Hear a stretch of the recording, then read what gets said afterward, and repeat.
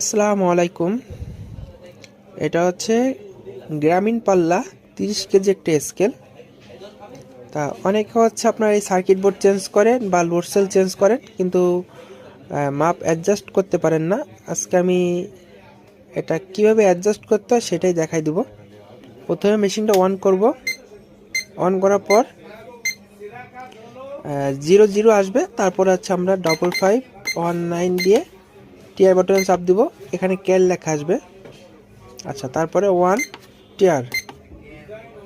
তারপরে আমি 1 কেজি বাটখারা দিলাম। 1 কেজি বাটখারা দেওয়ার পর টিআরে চাপ দিব।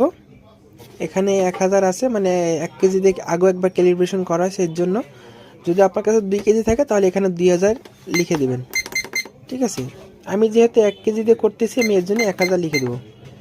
দিয়ে এই যে টিআর বাটনে চাপ দিব। তারপরে 30 কেজি যদি করতে চান তাহলে 30,000 লিখবেন। যদি 40 কেজি করতে চান তাহলে 40,000 লিখবেন। লিখে টিআর বাটনে চাপ দিবেন। তারপরে যে 3 আছে 3 থাকবে, তারপরে হচ্ছে আবার টিয়ার। তা আপনি যদি 1 গ্রাম করতে চান তাহলে 1 এ চাপ দিবেন, যদি 2 গ্রাম করতে চান তাহলে 2 এ চাপ দিবেন, দিয়ে টিয়ার বাটন চাপ দিবেন, দেখবেন অ্যাকুরেট হয়ে গেছে।